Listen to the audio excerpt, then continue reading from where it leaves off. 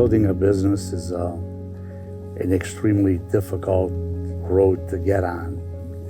You got to have the fortitude to be able to withstand whatever comes.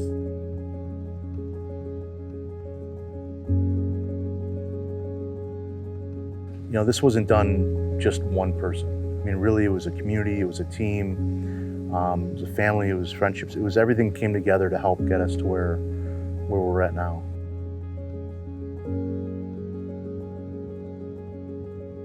Knowing that he came from this little town in Italy to this, it's kind of overwhelming to almost really think about.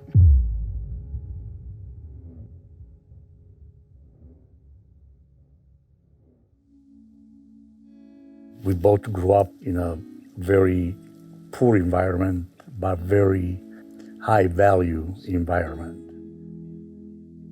The expectation on value and respect and the commitment to the family and the commitment just to do the right thing every day. That was something that was instilled from the day you were born. We're in a small town, so everybody pretty much knows everybody. That's where I met Angelo. I had a big crush on him. What really changed my life was at a very grave expense. My dad died from the war. In Italy, when your family member dies from war related, you have a lot of entitlements. And I went to school to another town for the superior school, so I wasn't in the hometown a whole lot. So you really had to learn how to depend on yourself. I think that's what kind of made the business and the risk easier for me to handle. Whenever I looked at things, I would always look back and say, well, I had nothing anyway, so what have I got to lose? So when I came here at 16, I lived with my uncle. He was one of the most wonderful, awesome person, incredibly generous, very supportive of everything. And I got into the gardening because of him. I was a bus boy on weekends, and then I landscaped the rest of the week. In 69, I had 3 trucks and no place to park. And so one day I was doing business with this little bank. Usually I'd go there, I was always happy and talking, and so I was really down, you know. So he comes out, he says, Angelo, what's the matter? I said, well, I can't park the truck anywhere. He said, I know a place for sale in Oakwood. There's a house and a big garage. And I said, I don't think they care over there where you park the trucks. I put the down payment, Mr. Wright gave me the rest of the money. That's how Oakwood came about. Once we got going over there where I parked the trucks, I was to buy plants for the job for the week. And I would just there was a tree there, so I put them underneath the tree to keep them shaded, so people would stop and wanted to buy them. The following year, I built a new building over there, and that's where the first garden center was built. It was a lot of hard work. I mean, it was really hard work. I used to work at Blue Cross downtown, and after that, I used to go help out at the store. We had somebody that brought a paycheck in to live on. It was very vital at the time. Yep. After I had Andrea, 2 kids, I started putting more hours in, and the need was there for me to be at the stores.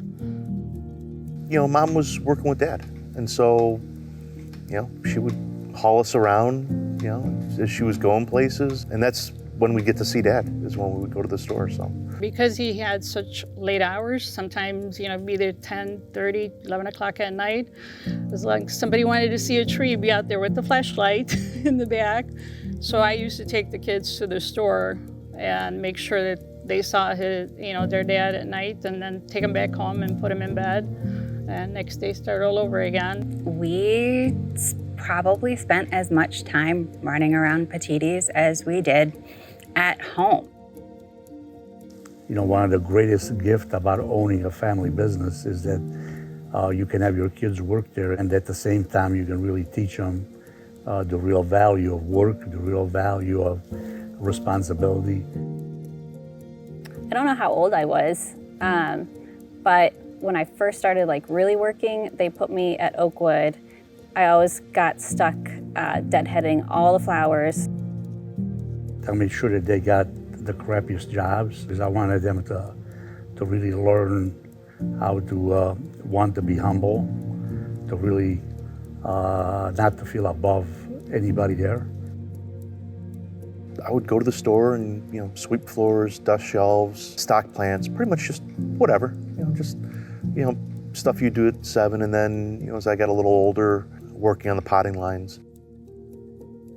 As soon as AJ started working, I started pestering when is it going to be my turn? Because clearly I was young and didn't know any better. But it was, again, just more family time. That's really what we equated being at Petittis with. It's very difficult to keep all these things afloat at the same time. And it's very easy now, seeing what the company, where it is now, to forget or not have an awareness of it hasn't always been this way.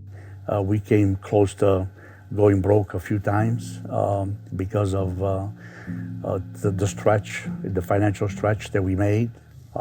We've had gas turned off, couldn't make the mortgage payments. It seems like every year, by the time we got to next spring, there was really no money left, including paying ourselves 12 months a year. From the time I started, the industry was still kind of in the infancy stage. It's not an old industry. The first garden center in Cleveland was in 1958. Like everything else, everything is, it's a challenge and it takes time. I went to England. It was such an eye-opener. It felt like we were in the Stone Age over here. Not just us, the garden industry as a whole. When I went to England, they just kind of just blew me away. I remember him coming back about, all the garden centers that he saw and what could be. It's like you could visibly see his brain spinning. Dad just literally called me up one day and said, we bought all this land in Strongsville. I was like, oh, okay. Took a drive and saw it, and he called the guy and he bought it. And Every minute we got and we're sitting, he would be talking about, this grand store of Strongsville and his vision and what he saw. I was actually out of debt. It was the first time I had no debt. And I just didn't know how to be with no debt. Usually when he sits down and there's nothing going on, something's a brewing, because he never sits and just lets things go idle. He always wants to grow things and do more things. We really kind of shocked the garden industry when we built Strongsville. A store like Strongsville had never been anywhere near built like that. That was kind of the evolution that had started, and then from then on, the stores, you can see what's been built. And today, there's nothing like Petittis in the country, and that's really been made possible by the profitability that comes out of the growing facilities.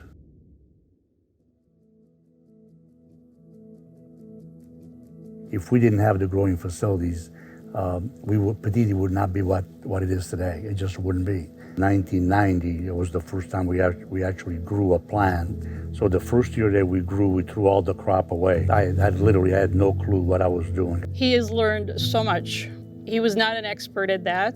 Everything he learned by doing. 1994 was the first year that we actually had money left over, and that we actually could do some innovating. we were growing everything pretty much right behind Oakwood before we bought the farms and before we bought Casa Verde, and so that entire campus was pretty much all greenhouses at the time.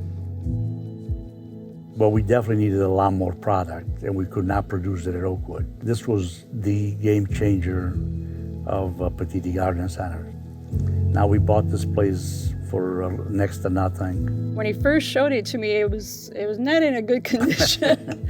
It was really bad. It hadn't been used for a while, and I saw the potential. All the layers kept building, and with it was the excitement and the thrill of possibility. This facility kind of fueled the growth and fuels a huge part of the company now. It's put in such incredible, unique position, but there was a challenge. We had the same challenge at the nursery. When I bought the Ridge Manor in Willow Bend, that became a whole different game and a whole different level. I've been able to really use all the knowledge from the greenhouse and transfer the majority of it into the nursery. We produce crops probably 2 to 3 times faster than anybody else. And the reason being is of all the technology from the greenhouse side that we brought, and then going to Europe, looking at equipment, looking at farms over there. 98% of the plant material that we sell, we grow. But really that's what gives us the ability to control our quality, availability, and to make sure that we're selling the best plants for our market and for our environment. Very few people know the scope of this place. Believe it or not, most people in that industry don't even know that we do this. You hear about it, and then we actually see it. It's kind of amazing to see what my dad has built. His passion for growing plants, I don't know if anybody else in the country really has that kind of passion. Whether it's a good day or bad, he loves what he does. Maria's been the best partner anybody could have. She's never questioned anything I did.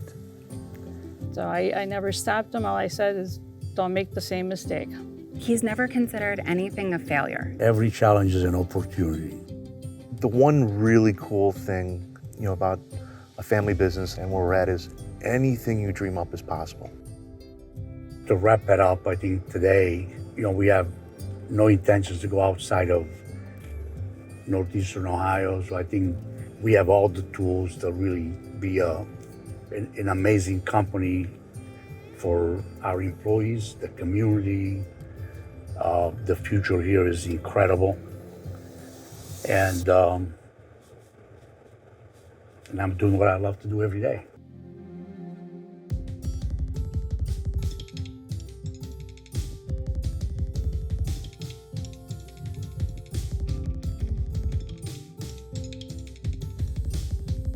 So is there anything else that you want customers to know about you or Petitti? Just that I love them and that I really enjoy being around them.